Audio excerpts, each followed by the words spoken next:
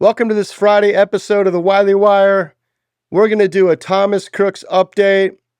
There's new information out. A new book has been written about Thomas Crooks and the Butler assassination attempt. We're going to cover the NBA Finals and how unpredictable it is, as well as UFO coverage. Some new information has come out. Other trending news. Welcome to the Wiley Wire.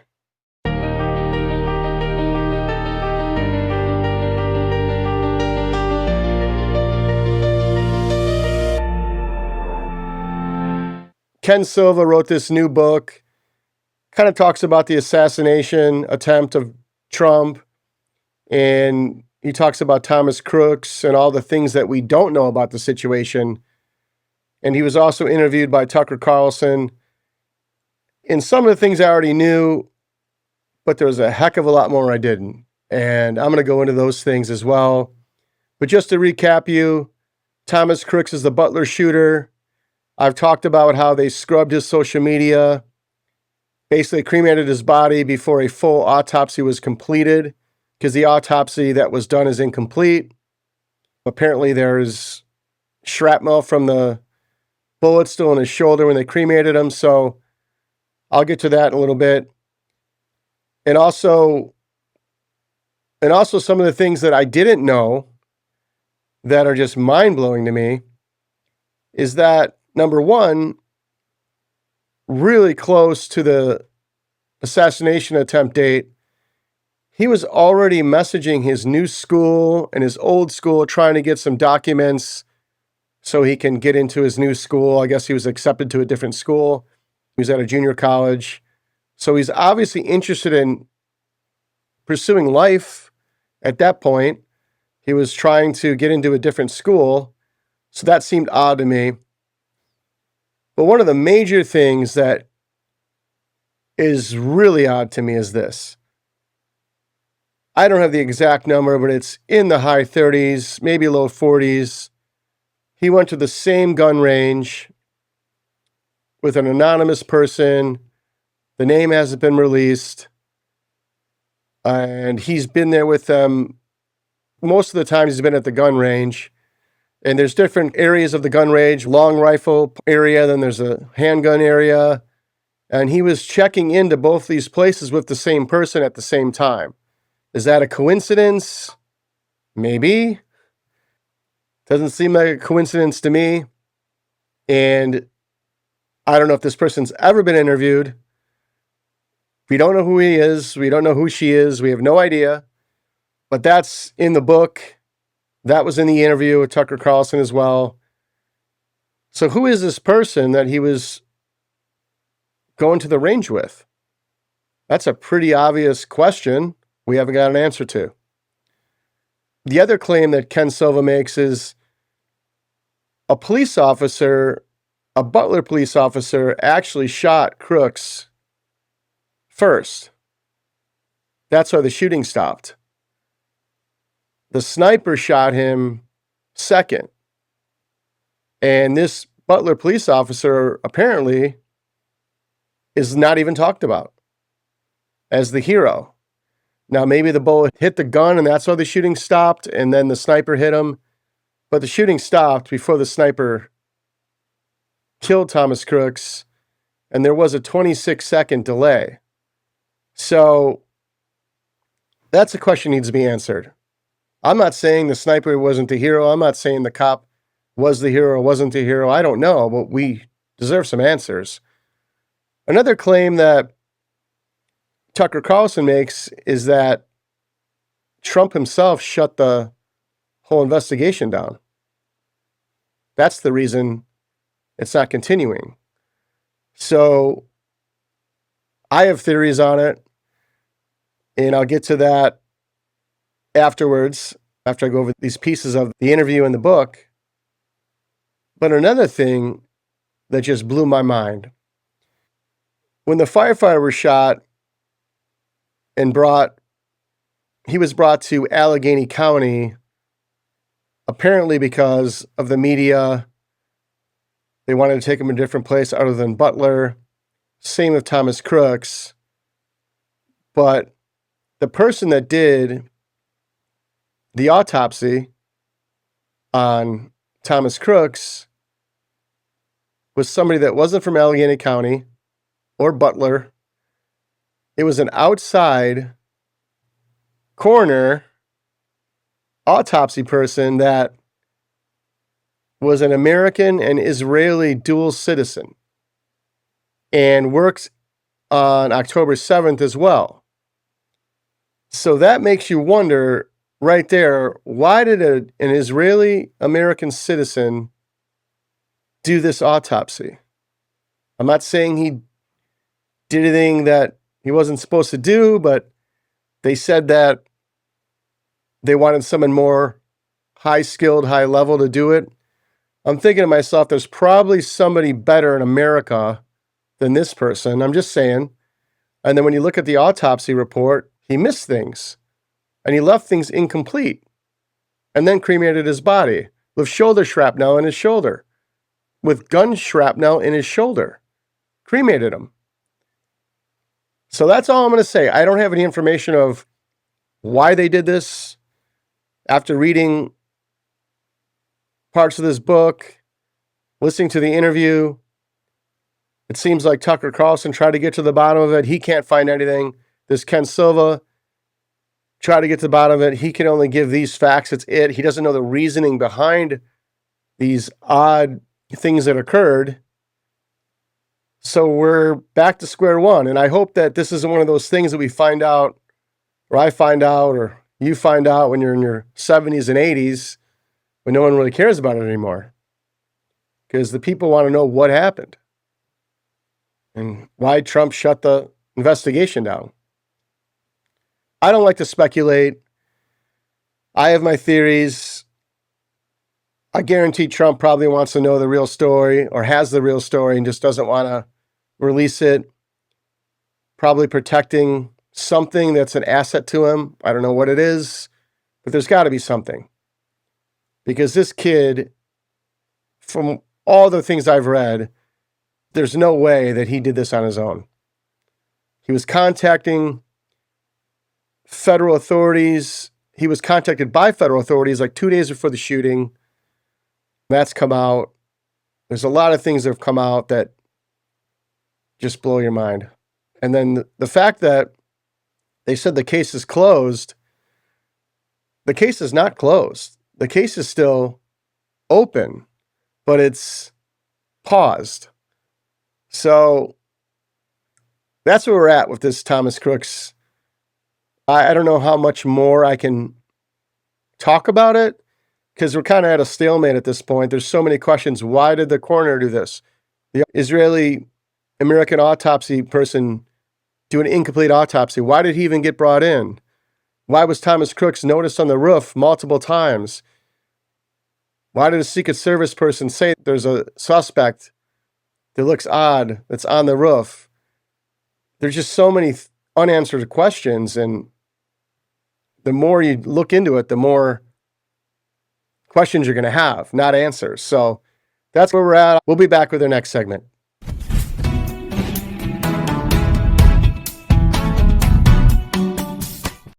If you want to throw it back to an old school vibe, then download the Starstream radio app.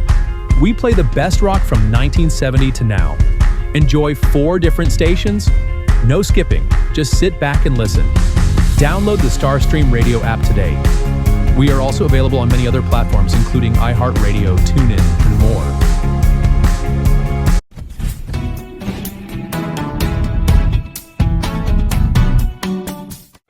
The Wiley Wire, America's 250 Music Top 10.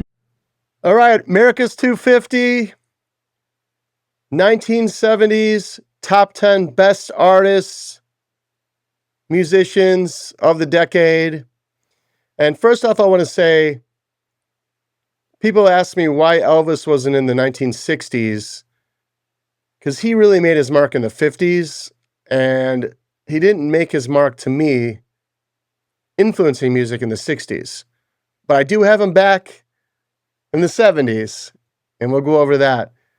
But number 10, Earth, Wind, and Fire, one of the most successful and influential soul folk groups of our era. Earth, Wind, and Fire, number 10, one of the most successful, influential soul funk groups of the era. I have him at number 10, Earth, Wind, and Fire. Number 9, Willie Nelson. He's still touring, this guy. He just played in South Carolina at least about a month ago, a little less. So he's still going at it. But he's number 9. He helped create kind of like the outlaw country movement, and he's never stopped. He's still at it. I don't know how old he is. He's probably in his 90s at this point. Number 8, Donna Summer, the undisputed queen of disco. You can't have 70s without disco, and Donna Summer's the queen of that. So I have her at number 8. Number 7, Lynyrd Skynyrd, defined Southern rock during that decade. They were kind of their own musical element, in a sense. Southern rock wasn't looked at as something that was innovative or cool, and then Lynyrd Skynyrd came along and blew the roof off the place. So Lynyrd Skynyrd, number 7. Number 6, Marvin Gaye, What's Going On, one of the most influential albums ever recorded. He crossed over from the 60s into the 70s as well. So I had him on the list as an honorable mention for the 60s, Marvin Gaye.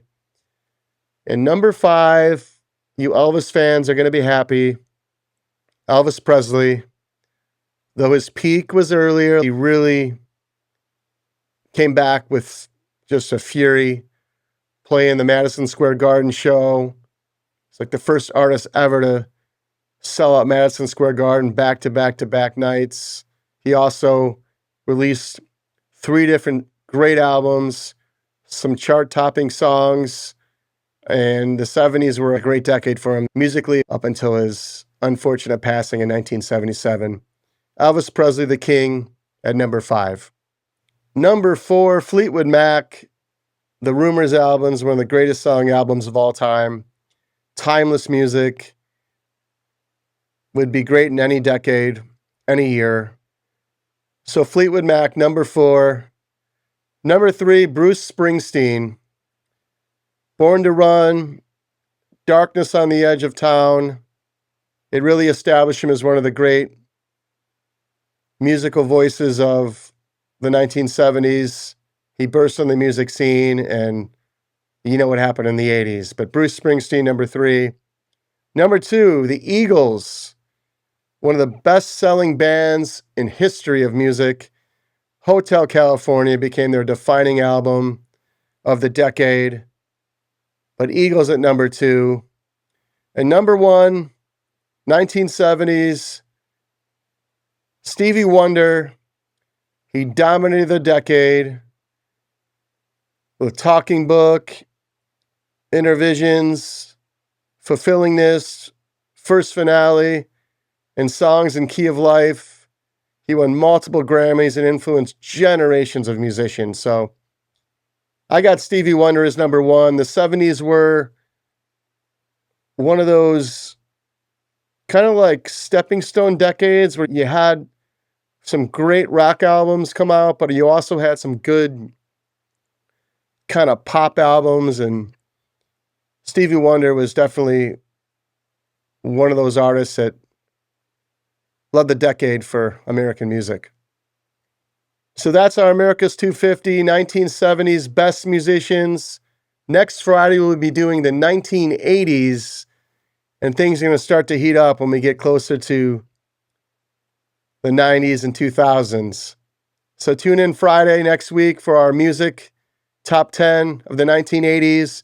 And again, our next episode will be Tuesday, where we're going to continue to do America's 250 with our top 10 American basketball players of all time.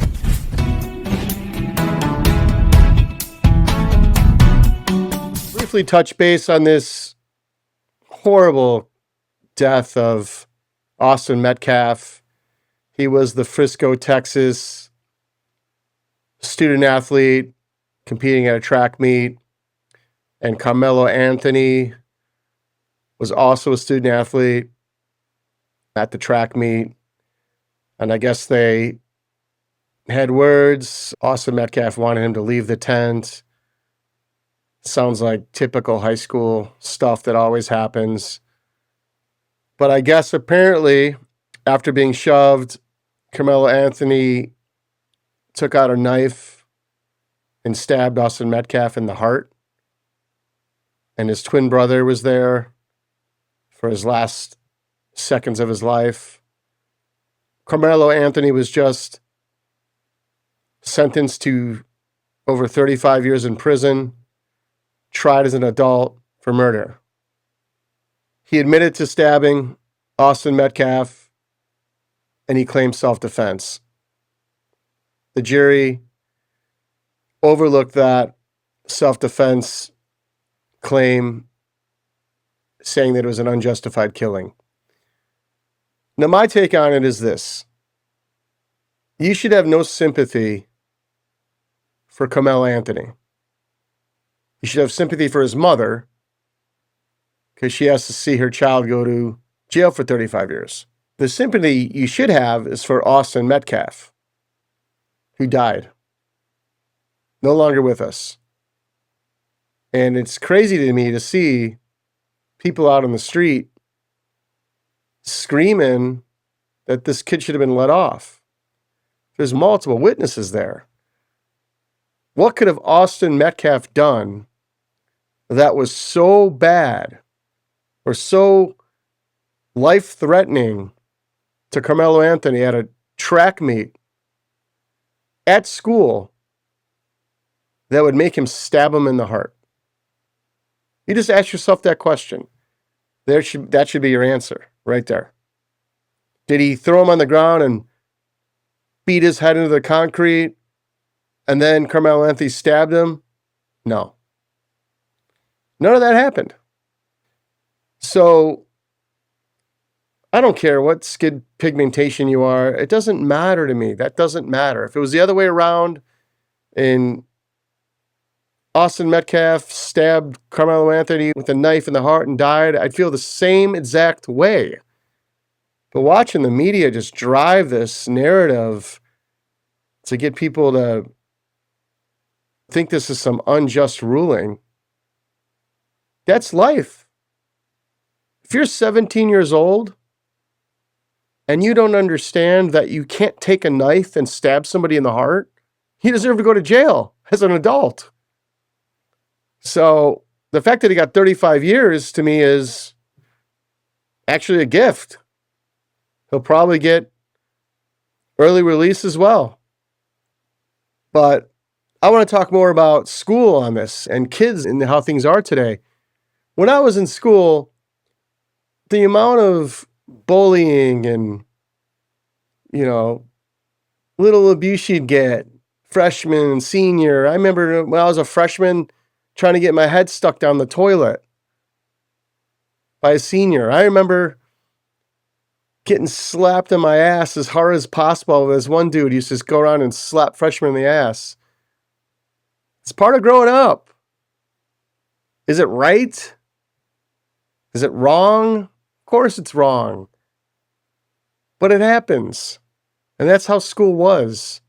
Fights happened. Fist fights. Not dagger knife fights. Gun fights. That never happened.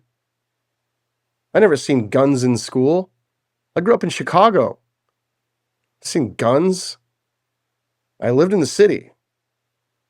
So something's gone completely wrong with society, with parenting, with our politicians.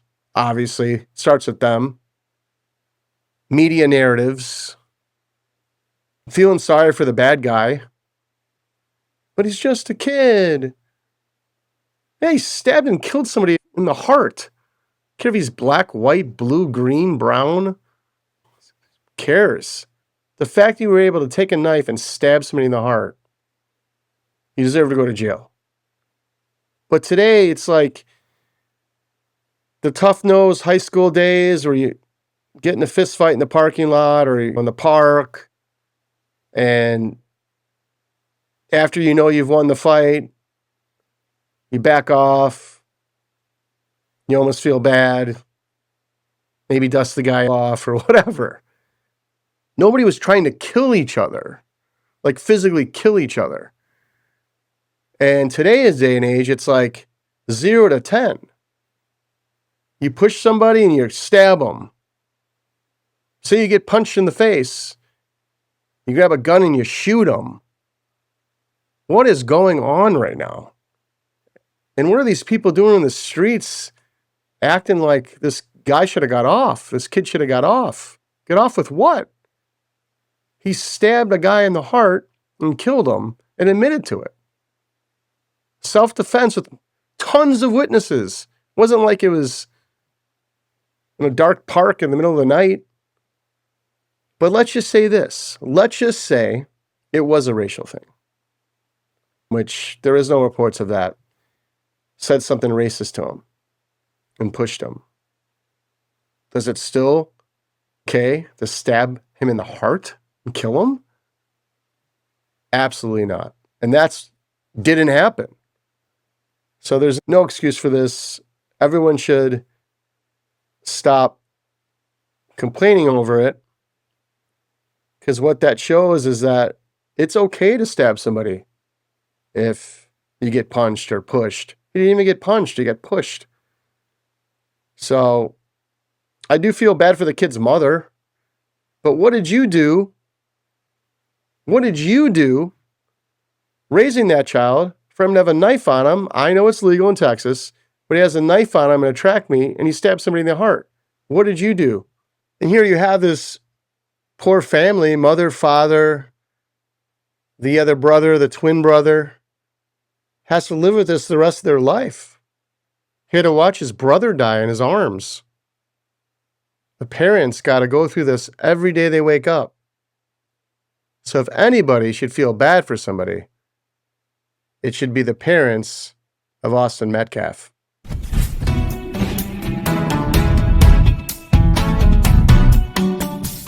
So I'm going to cover this Belfast turmoil that's been going on in Ireland.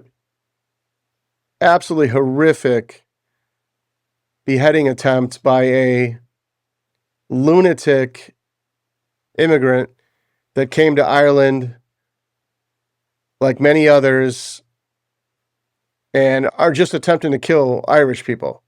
There's been so many rapes, people getting bludgeoned, knifed. Something's going on here.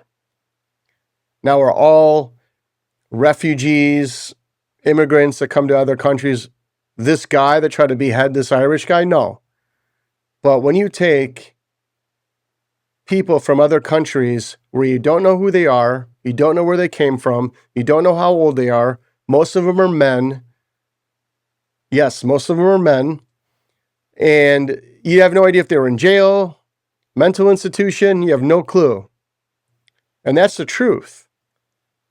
And this is what's happening in Ireland. This is what was happening in Greece to a certain extent, and then they cut it off. Happening all over Europe. 90% of the jobs in the UK were given to immigrants. Think about that. 90%. So I don't know why they're doing this.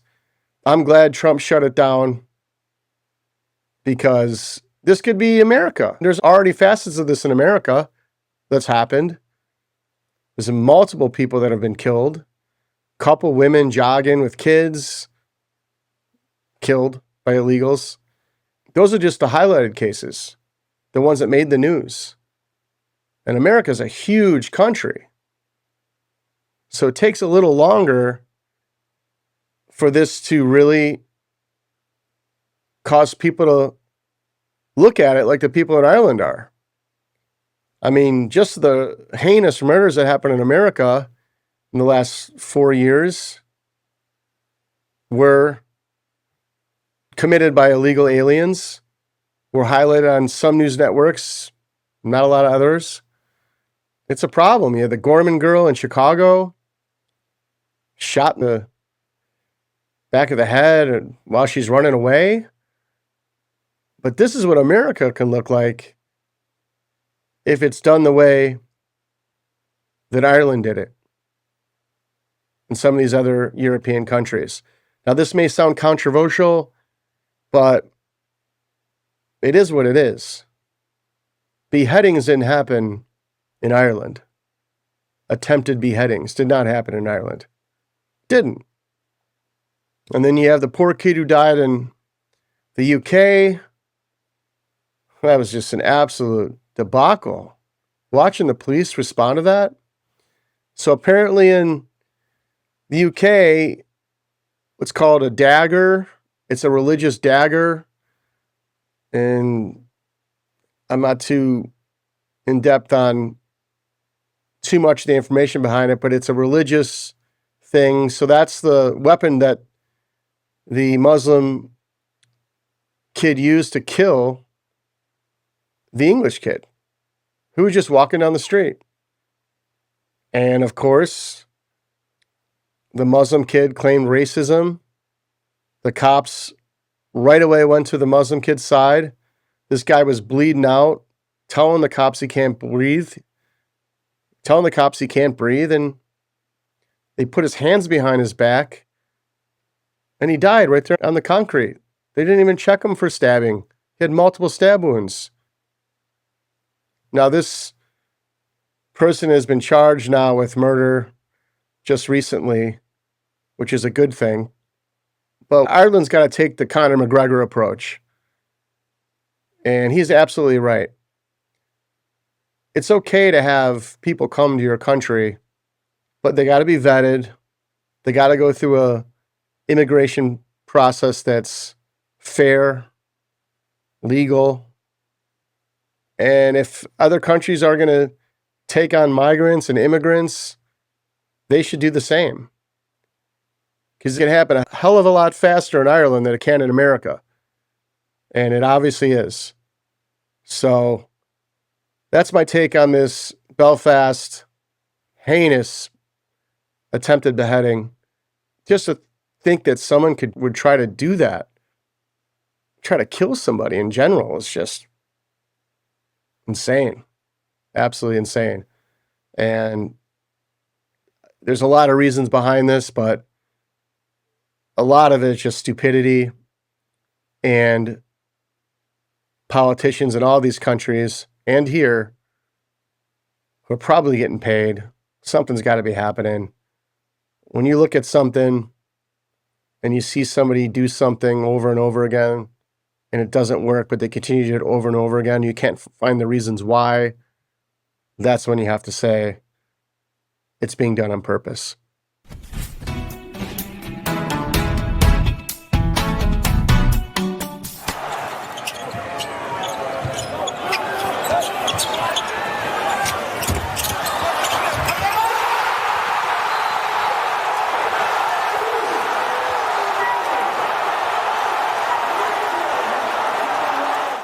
So I'm going to talk about the NBA Finals. Wednesday night's game at Madison Square Garden went down as one of the greatest basketball games in a long, long time. It was the largest deficit ever to come back from in the finals and win. And you got to give the Knicks all the credit. They never gave up. They kept playing hard. And they took the game. But I am going to comment on how bad a job the Spurs did of managing that game. When you're up 30 points in the finals, there should be no way you give that lead up. If you're a coach, there should be no way you give that lead up.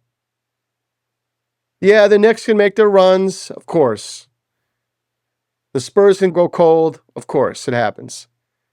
But when you got over a 30-point lead, you got to start reconfiguring what you're doing.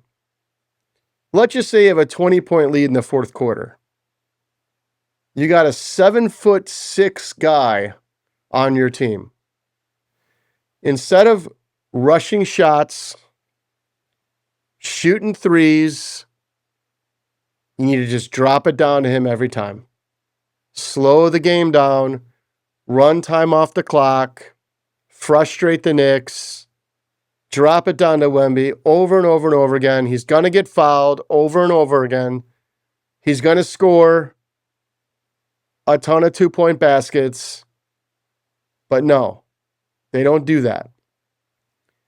They dribble the ball around, take 3-pointers, take wild shots, and it gave the Knicks momentum. It gave the Knicks a way to turn the game around. It gave the Knicks quick 3-point opportunities in transition. All the things that you would need if you're the Knicks were happening to come back. A fast-paced Spurs offense, a lot of long shots, quick shots. Shot clock wasn't getting run down very much. They didn't dump the ball down to Wemby. The Knicks made their move when Wemby was out. So overall, I thought the Spurs coached that game terrible. Players also are to blame too.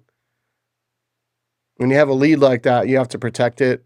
And some say when you protect the lead, you're not playing aggressive. You can play aggressive.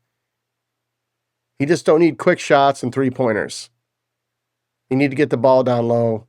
You need to draw fouls, hit free throws, score 2-point baskets. That's how you win that game. But taking nothing away from the Knicks, they were handed the opportunity to come back, and they made their shots. They did it.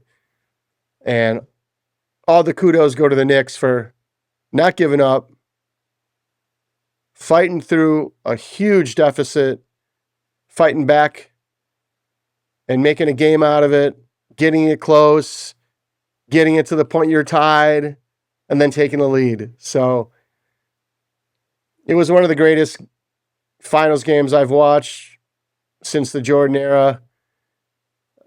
But at the same time, it was one of the most disappointing games. Even though I'm not a Spurs fan, I just watch a team blow a lead like that on the road when you could have tied the series 2-2. This is unacceptable. But I still got the Spurs in 7 because I can't change my pick. At one point last night, I had the Knicks losing the whole series, like, easily.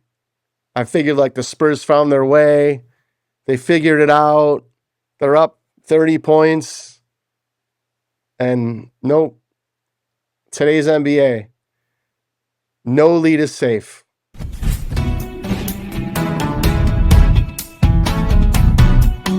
Tonight, President Donald Trump becomes the first sitting United States president to attend an NBA Finals game. Long time.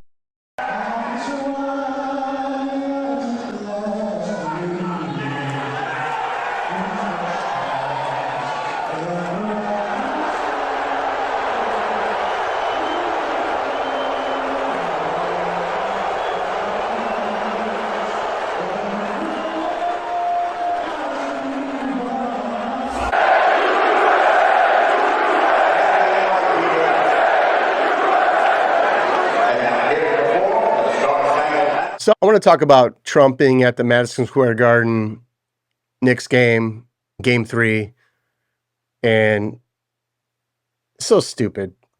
The whole thing's so stupid. Media divides people. That's what they do. That's what they're ordered to do. Media companies are owned by a small group of people, and the whole point is to divide people with stories, for the most part. I've watched multiple left-wing news organizations playing booze when Trump was there. I've seen regular footage where everyone was cheering, saying USA, footage that's just on X from being in the stadium.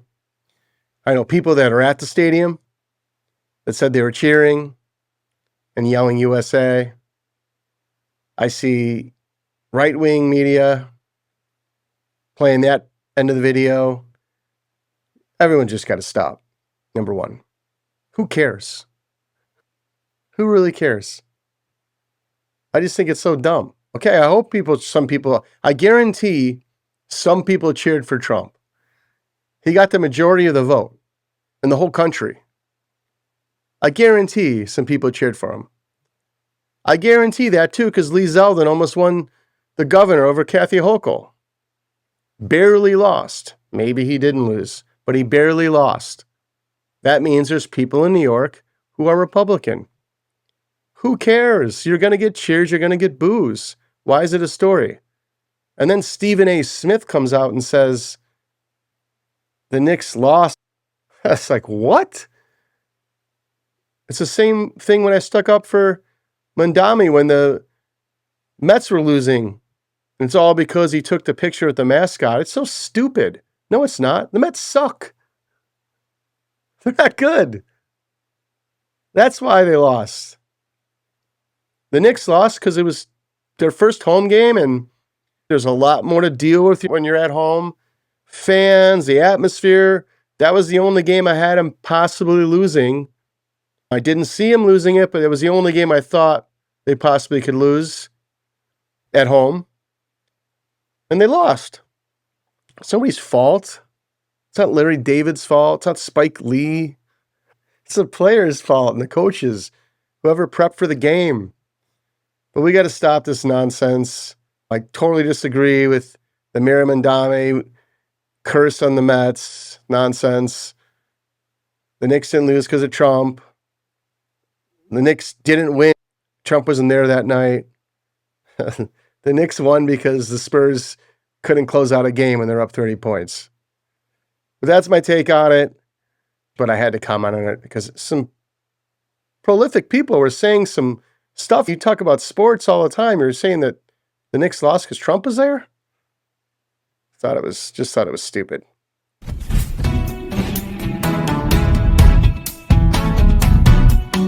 From corporeal bipedal type life to, what I would consider like sentient plasmoid life, but there are several that the U.S. government is aware of. For this planet. That is the biggest headline of our lifetime. And that phrase that he just used, plasmoid, whatever, what is he talking about, Lou? Yeah, he's referring to what some have speculated regarding orbs that have been viewed really since the 1940s during the Foo Fighter incidents, and then later over New Mexico skies, over controlled military airspace. And it seems that, at least in some cases, some of these orbs seem to have some sort of intelligence connected with them. And so rather than just being like, let's say, a probe or a drone, these things have been reported to almost behave and react in some cases as if there was ascribed to it some sort of I hate to say it, but life form. So we know there are extraterrestrials out there. Multiple sources have confirmed it. It just takes the U.S. government deciding just like, here you go. This is what it is. And we haven't seen that yet. I don't know why, but I don't know what the slow drip is for. It doesn't make sense to me. But you're seeing all different species of extraterrestrials. I'm going to roll a clip at the end of this segment from a person that has contact with Brazil and that they sent extraterrestrials to the United States that were captured in Brazil. So I don't know what else we're waiting on. Let's just let it ride, release it. But I really want to find out the technology that we have from extraterrestrials, from crash UFOs. And I think that's the element of this that we're probably not going to get, to be honest with you. I think a lot of it's been made to be military, and we're kind of giving our technology away. I guess I'm okay with part of that. What I'm not okay with is the extraterrestrials. I want to see what they look like. Are there really 3 to 4, 5 different types? What planets are they from? Do we have any idea? Where are they coming from? All these things, all these questions, we're getting no answers. And I want to tell everybody this. Stop putting fake stuff out on X. It's a waste of time. And Instagram. There's too much real stuff out there. And when you do that, you're getting people not believing the real stuff. and thinking it's all fake. And those who are on X, what do you get off of getting views on that? What do you say to your advertisers? I do fake movies that are fake. You want to advertise with me? I'm like, I don't understand it. I don't get it. There's plenty of real stuff out there that you can do great videos with, but the fake stuff is, some of it's laughable, but there's some good stuff out there that's fake that actually I had to check. Pretty convincing, but I never put stuff out there that's not double, triple confirmed, and I still might get some things wrong, but I do my due diligence before I put something out there, because I'm hoping the more I put out there, the more other people put out there, the more pressure we put on people to release the information. But that's my UFO update. Senator Burchant has been doing a great job putting this together, and hopefully more comes out soon. When dealing with credible reports of non-human beings on the ground. I personally investigated one such case for over 16 years. The case occurred in Varginha, Brazil in 1996 and involves dozens of first-hand reports of UAP and direct contact with living, intelligent, non-human beings who, according to multiple Brazilian witnesses, were flown out of Brazil to the United States in January of 1996. Recently, the former Brazilian Ministry of Defense, Aldo Rebelo, confirmed the incident occurred and stated, if the U.S. disclosed information on this case, then we in Brazil could do the same. Mr. President, I am respectfully requesting that you declassify and release all files related to this case and others like it. We the people have a right to know.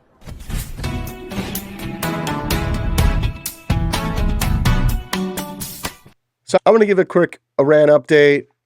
Supposedly there's supposed to be a deal. I've heard this for a month and a half now. It looks like President Trump's getting upset, and 48 Tomahawk missiles struck Iran. According to reports, Iran called the United States directly and said, stop bombing us. And they're hinting at making a deal, and then more bombing happens. So we're just kind of at a stalemate right now. But I thought there was one thing that was interesting. I guess Trump's been biting his lip the whole time because he wanted to tell everybody this, but Iran didn't know, and now they know, and they just found out. But the United States has been funneling millions of barrels of oil from the Straits this whole time, and Iran didn't know about it, and they just found out. And according to President Trump, and I'll play the clip, he says that oil prices are going to go back down to where they're at before this even started very soon. Come down between now and when the war is over? Yes. It's coming down. I know you can't. It's going to come down like a rock. And again, we're taking out millions, which I'm just announcing today for the first time.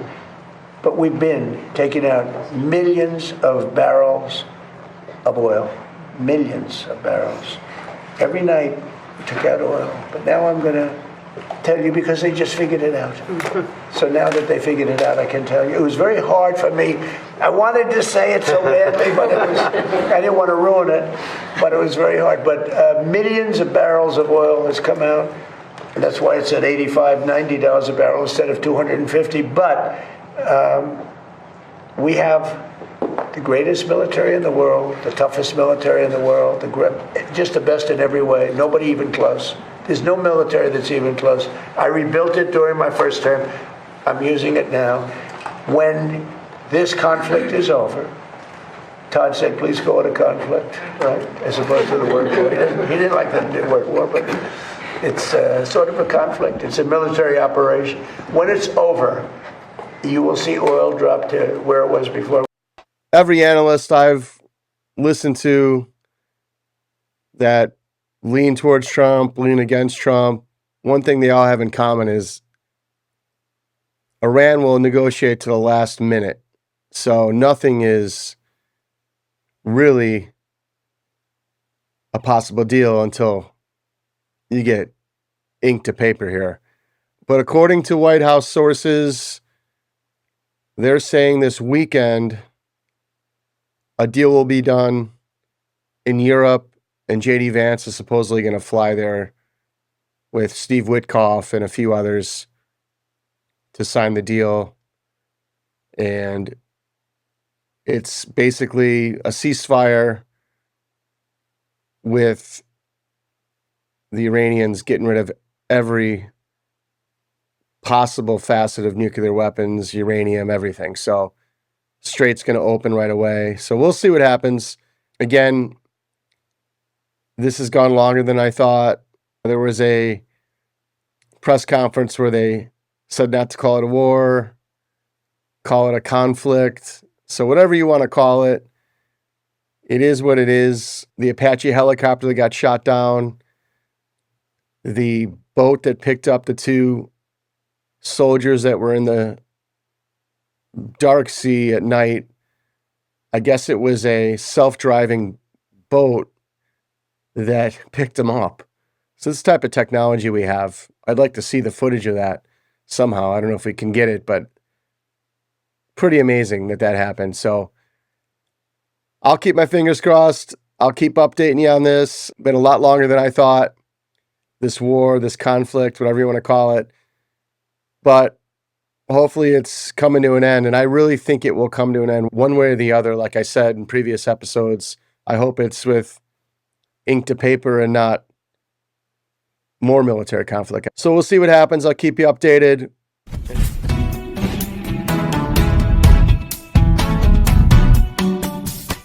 The Wiley Wire segment where Brandon asks, "What the fuck is this?"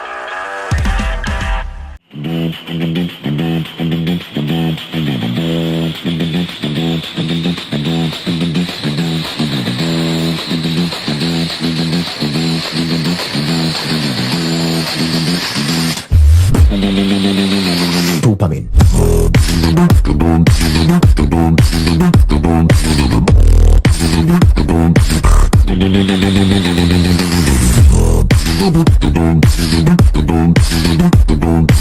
So as you saw in the clip, that guy did all that with his voice, nothing else. He can headline clubs in Miami and Vegas if he wanted to.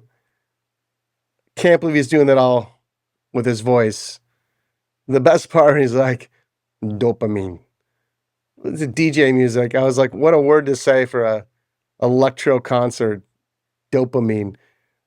But that's my WTF. Second WTF, I'm going to do two today. I saw this in Florida. This guy he took an ice cream truck and he put it on a boat, it looks like. He's driving an ice cream truck on the water. I don't know if he's selling ice cream, but if he isn't selling ice cream, he definitely should, because this is one of the funniest things I've seen. Roll the clip of ice cream truck on the water.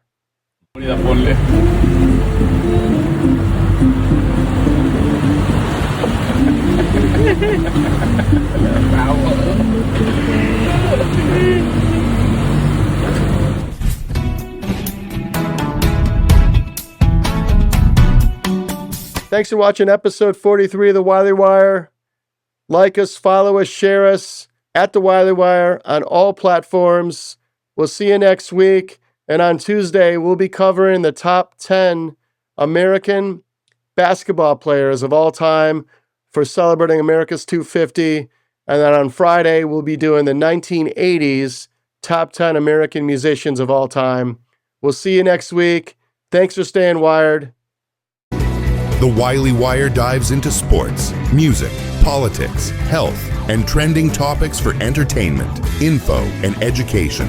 Listener discretion advised. May include mature themes, explicit language, controversial views, or sensitive content. Not suitable for under 18 or all audiences. Parents, Please supervise. All opinions from hosts, guests, and contributors are personal and don't reflect our official views. Information isn't guaranteed to be accurate.